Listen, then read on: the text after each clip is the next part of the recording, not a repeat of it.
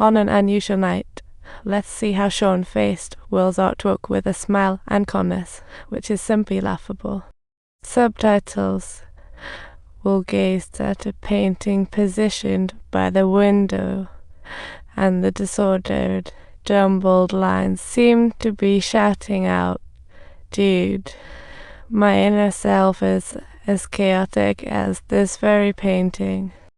Sean couldn't help but wonder if he should add a touch of gold leaf to it.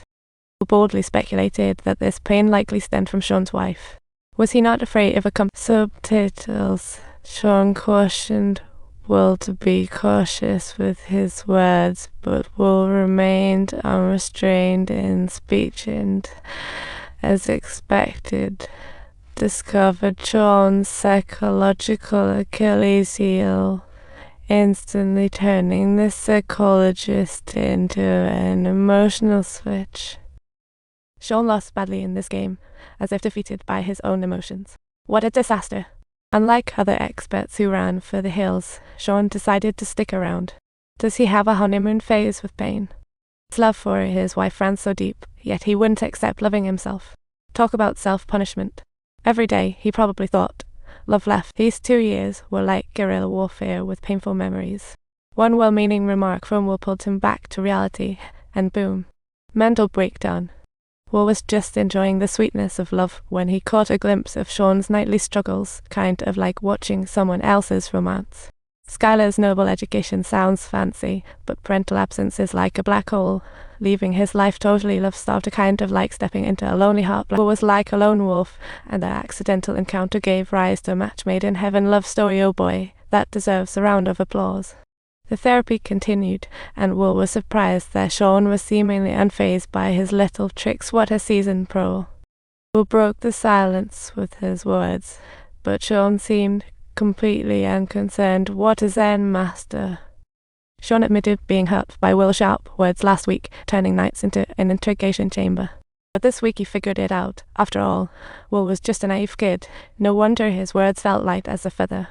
Will would just quote from books, and when it came to art, he could blabber a bunch of shallow stuff, classic bookish ignorance.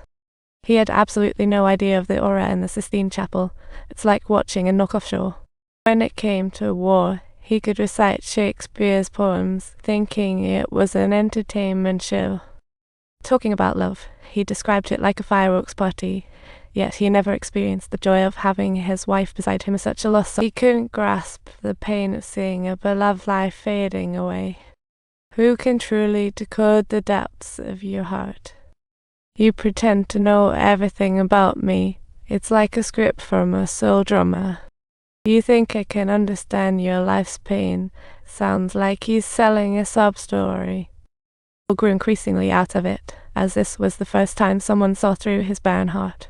Is Sean a soul? Unless you want to talk about yourself, it made one want to grab popcorn for the show. But he was unwilling to do it.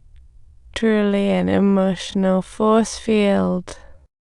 Will was shocked, realizing for the first time his desolate heart was seen. Could this be the truth of emotion?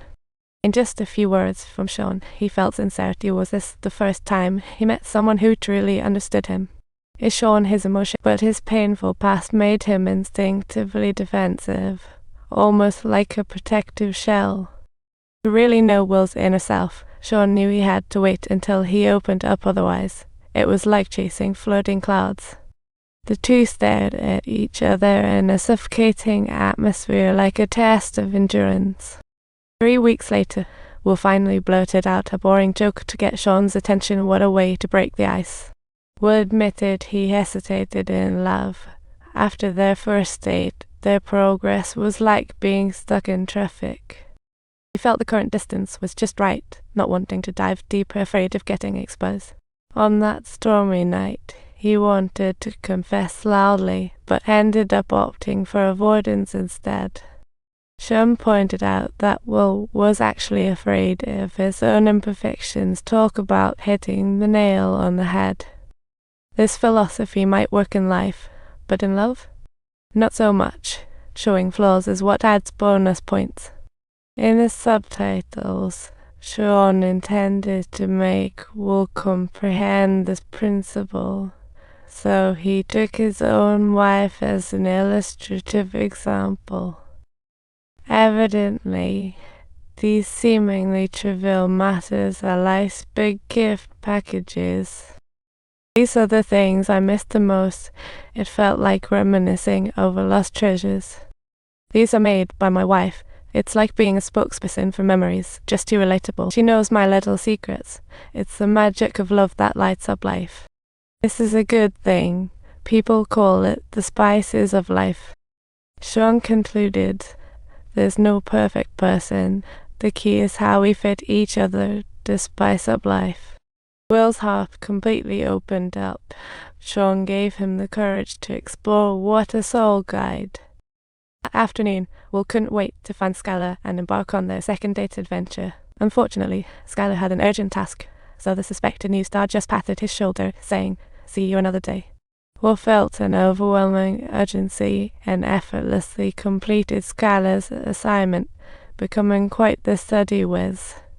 Shortly after, their dating frequency shot up, and feelings fermented rapidly amidst all the laughter. They were getting more intimate, but Will still couldn't be honest and even lied, claiming he had 12 brothers.